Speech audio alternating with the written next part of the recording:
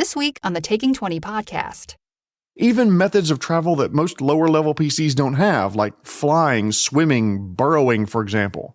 If they weren't absolutely committed to fighting to the death, they would use these abilities to get away if they needed to.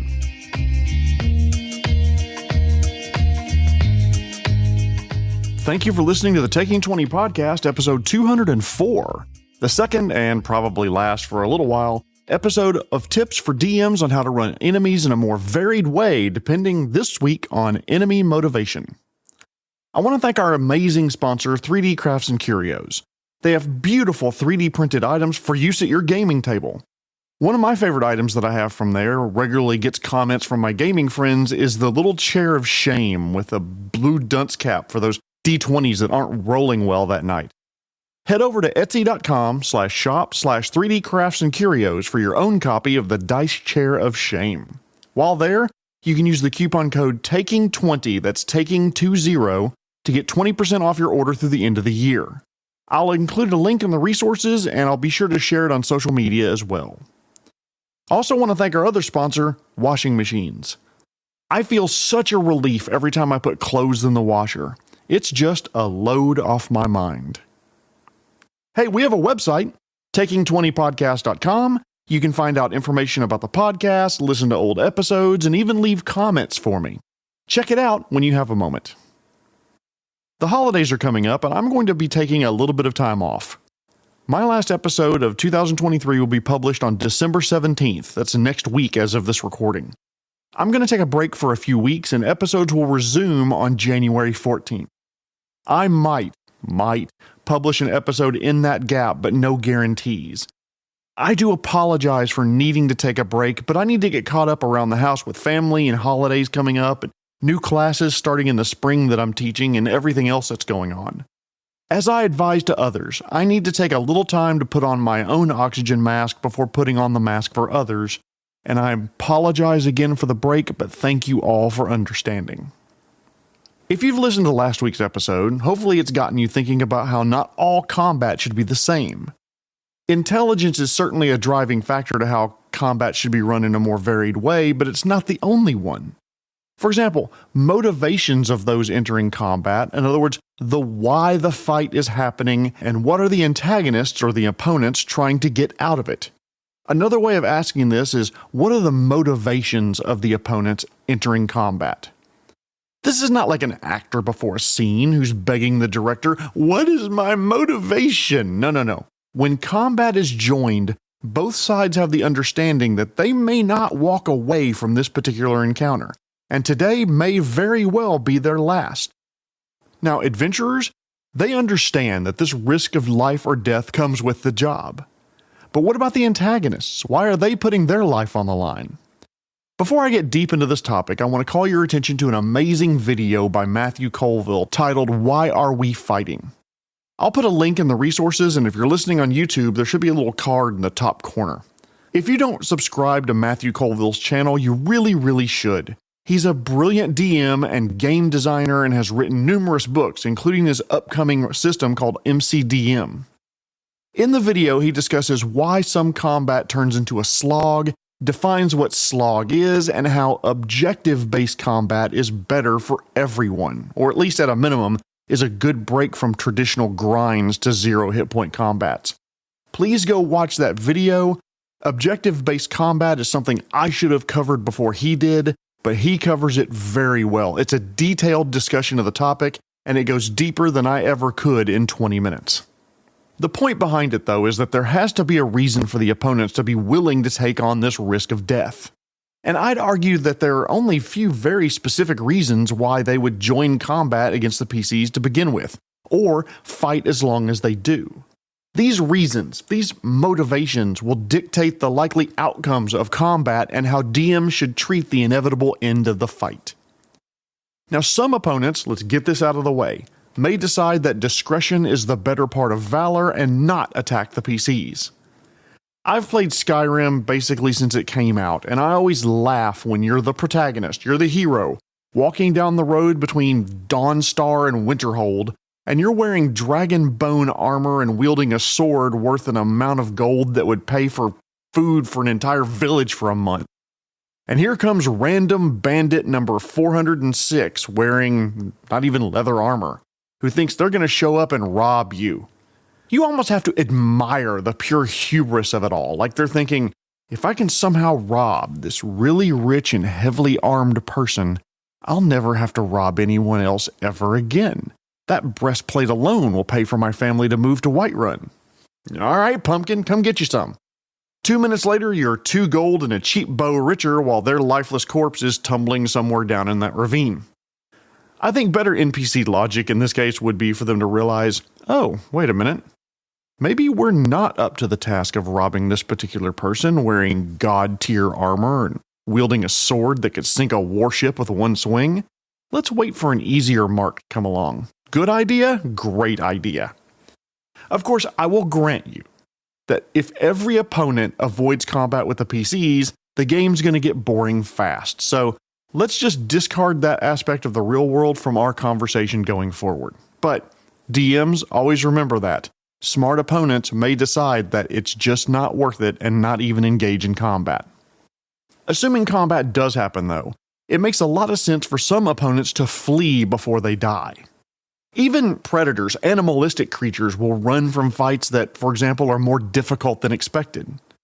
I remember when I was a young tyke on a TV show called Mutual of Omaha's Wild Kingdom, there was a video where a zebra kicked a lion's jaw out of socket.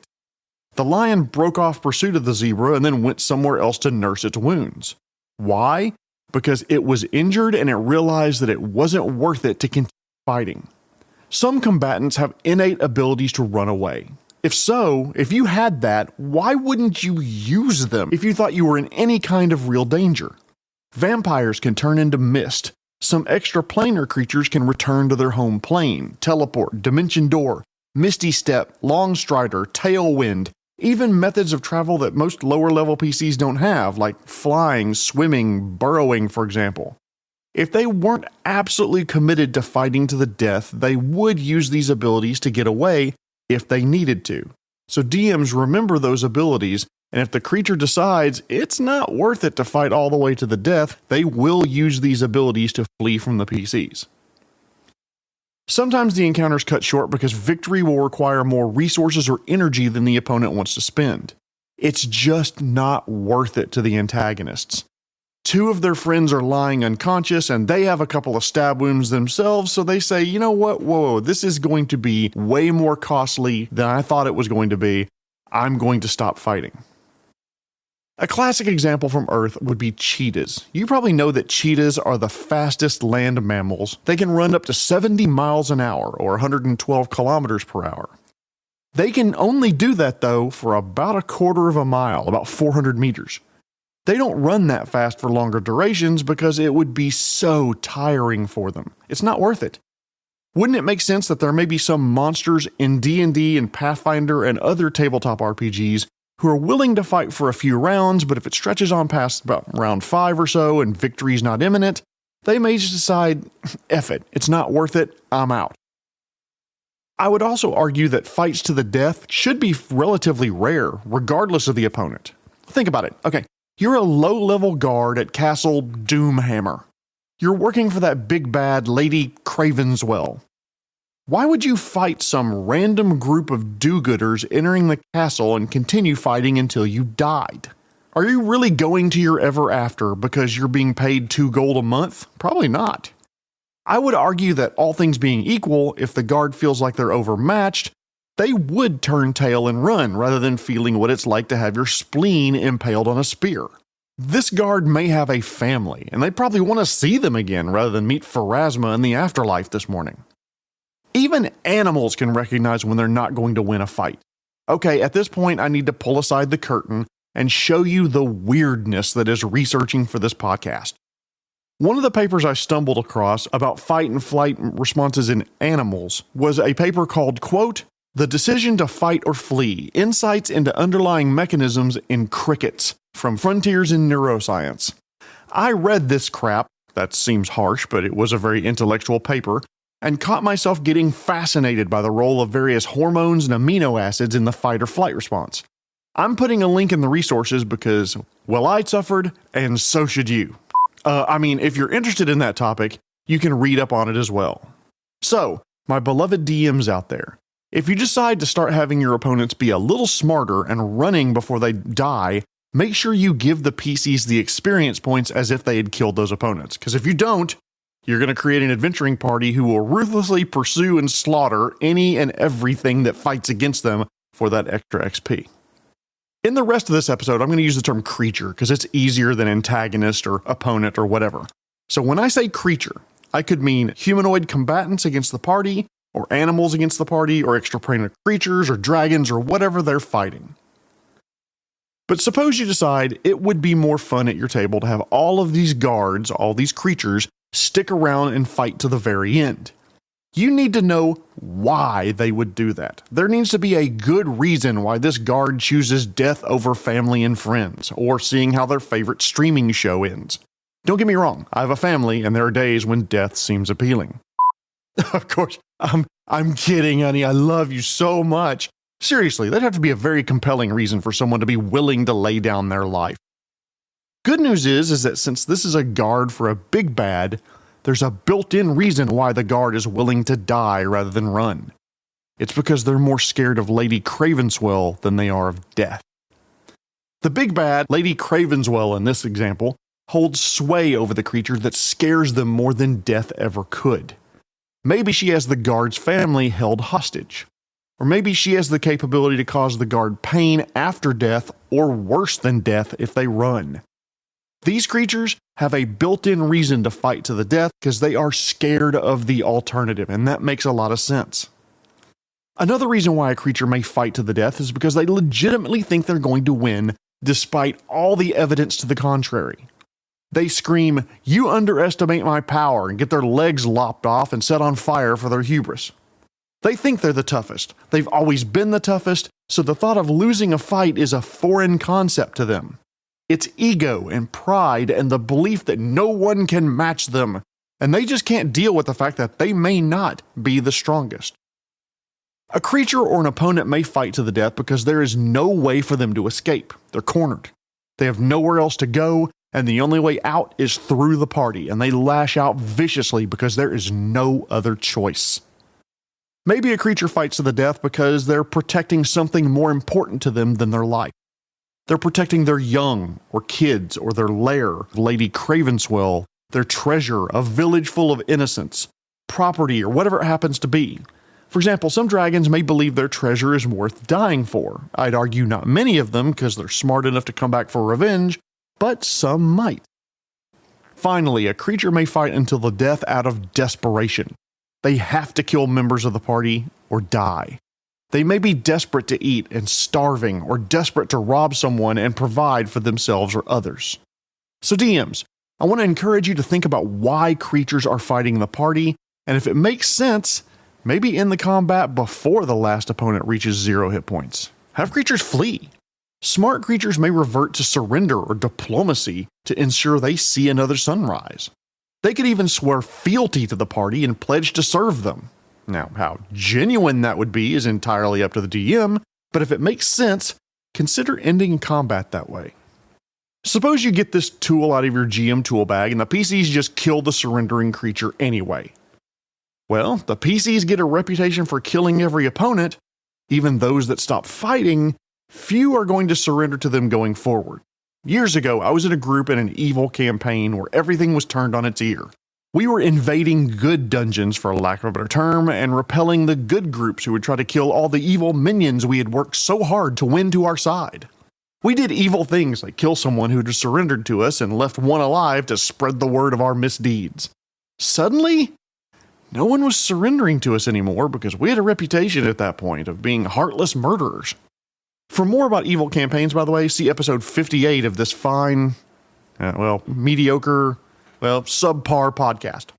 Last thing I want to cover in this episode is that yes, this advice makes the game more complicated. If every combat results in one side completely dead and the PCs leaving a swath of corpses behind them at every turn, victory is easy to understand, and the probability of complications would be relatively low. If enemies are allowed to escape, though, They can spread word about the PC's existence, the tactics they use, the actions they take, and choices that they've made for good or ill. If the PCs are somewhat famous, or infamous for that matter, that could affect the way they are perceived by others in the world. It could also introduce complications like people or groups seeking revenge, or the big bad taking a personal interest even sooner than you'd planned in the campaign, and that may require more juggling of the adventure behind the screen as towns and regions and continents and worlds, or maybe even entire planes of existence, learn about the party and their goals. It could bring new groups into play as humanoid leaders like mayors and queens, or even powerful entities like devils and diva, modrons and elementals decide they want a little piece of that party, or they want to go after the same thing the PCs are searching for. But I will say this, those complications would make for one hell of an adventure. I believe not every combat should be to the death, and it makes your game more realistic when creatures flee or surrender when they realize they're beaten. Many, maybe even most, would realize that discretion is the better part of valor, and to quote Sid from the Ice Age movies, I choose life. You could still have lots of your combat be to the death, but maybe introduce one every now and then that results in the enemies fleeing, surrendering, or even attempting to bribe the party for their life. Add in this variety to the end of your combats, keeping in mind the motivations for the creatures that are fighting against the PCs, and I'd be willing to bet that you and your players would have fun doing it. Do you have any topic ideas for me? Even if you don't think it would make a great episode all its own, please send it to me. I'm going to do a listener questions episode early next year, and I would love to answer your question during that episode, so please send it to me. Also, don't forget to use that coupon code TAKING20 at 3D Crafts and Curios Etsy shop for 20% off your entire order. Links in the resources, or go to Etsy.com and search for 3D Crafts and Curios. Tune in next week when I'm going to talk about DMs adjudicating flavor requests by their PCs. But before I go, I want to thank this week's sponsor, washing machines. My clothes don't really like going to the washing machine. They get so agitated. You see, because washing machines have, or at least used to have, a part called an agitator, and I just realized this joke doesn't work well in 2023. Nice weather we're having. This has been episode 204, Enemy Motivation in Combat. My name is Jeremy Shelley, and I hope that your next game is your best game. The Taking 20 podcast is a Publishing Cube media production. Copyright 2023. References to game system content are copyright their respective publishers.